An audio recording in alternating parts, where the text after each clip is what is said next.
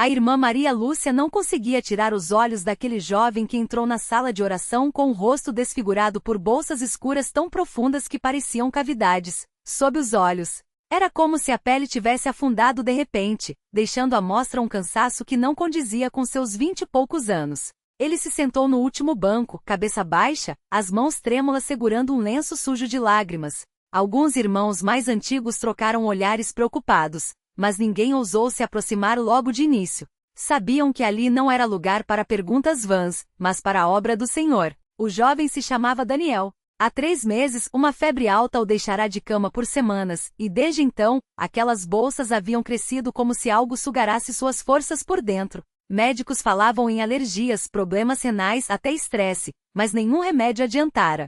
Sua mãe, irmã na fé há muitos anos, já havia levado o filho a várias reuniões de oração, mas naquela noite, algo em seu coração dizia que era diferente. Ela o trouxera não por obrigação, mas porque sentirá um chamamento urgente enquanto lia Salmos 34. Buscai ao Senhor, e Ele vos responderá. Livrar-vos-á de todas as vossas angústias. Quando o irmão João Pedro, ancião de barba branca e voz firme, subiu ao púlpito, não fez sermão longo. Apenas abriu a Bíblia em Tiago 5:14 e leu: Está alguém entre vós doente?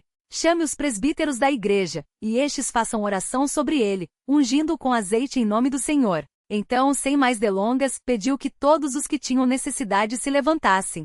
Daniel hesitou, mas sua mãe, com lágrimas nos olhos, puxou-o pelo braço. Levanta, meu filho. Hoje é o teu dia. O irmão João Pedro aproximou-se com um frasco de azeite consagrado, enquanto as irmãs ao redor começavam a cantar baixinho o hino 123. Ó Jesus, cura os enfermos com teu poder divinal, toca-os com tua mão santa, dá-lhes saúde celestial. O jovem fechou os olhos, e quando o ancião ungiu sua testa, uma corrente de ar quente pareceu descer pelo seu corpo, como se algo pesado estivesse sendo arrancado de dentro dele. As bolsas sob seus olhos começaram a latejar, e Daniel sentiu um formigamento estranho, como agulhas finas perfurando a pele debaixo dos olhos. Senhor Jesus, orou o irmão João Pedro com autoridade, tu que saraste o cego de nascença, que purificaste os leprosos com uma palavra, olha para este jovem. Não é por mérito nosso, mas pela tua misericórdia infinita. Remove esta aflição como removeste a febre da sogra de Pedro, como secaste as lágrimas da mulher do fluxo de sangue. Em nome de Jesus, estas bolsas desaparecerão, e a glória será somente tua.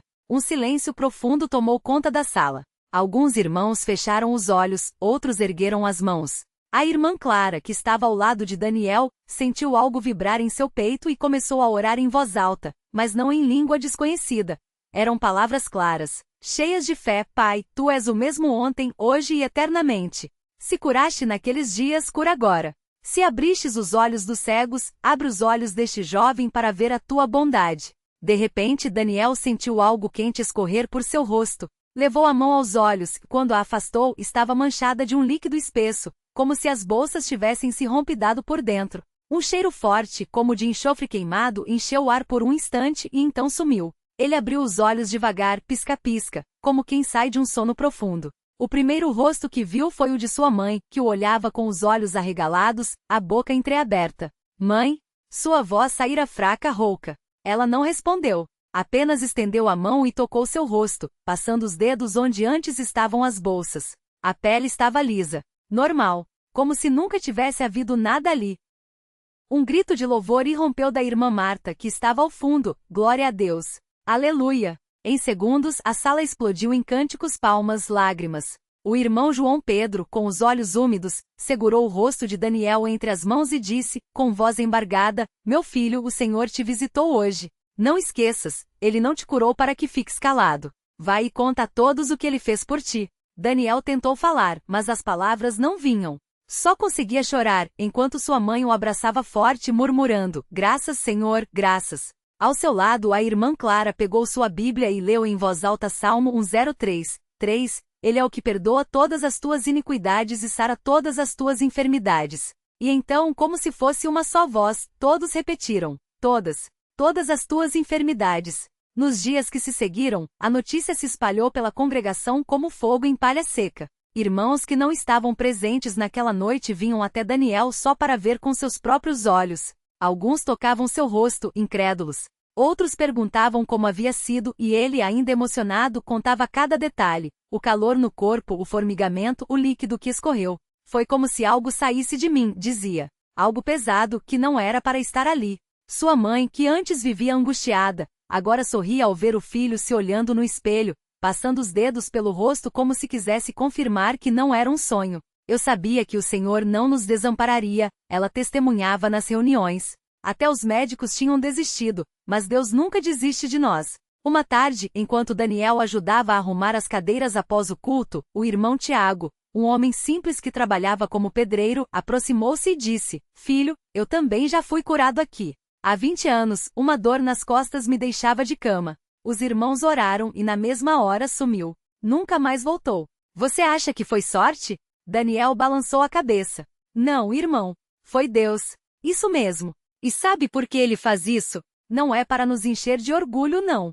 É para que a gente saiba, ele está vivo. Ele ouve. Ele age. E quando a gente esquece disso, ele permite que a prova venha para nos lembrar que sem ele, não somos nada. Essas palavras ficaram gravadas no coração de Daniel. Ele começou a frequentar as reuniões com mais assiduidade, não só para ser abençoado, mas para abençoar. Aprendeu a orar pelos outros com a mesma fé com que for orado. Uma vez, uma irmã idosa, com as juntas inchadas pela artrite, pediu que ele impusesse as mãos sobre ela. Daniel hesitou: eu não sou ninguém, irmã, mas ela insistiu: o poder não é seu, é dele. Só precisa ter fé. E assim, com as mãos trêmulas, ele orou. Não houve milagre instantâneo como o seu, mas nos dias seguintes, a irmã voltava sorrindo: a dor está mais fraca. Eu sei que é o Senhor operando. Isso ensinou a Daniel que os milagres não são sempre iguais. Às vezes são instantâneos, outras gradativos. Às vezes são físicos, outras espirituais. Mas todos vêm do mesmo Deus que não muda. Anos depois, já casado e com filhos, Daniel ainda contava essa história nas reuniões de testemunho.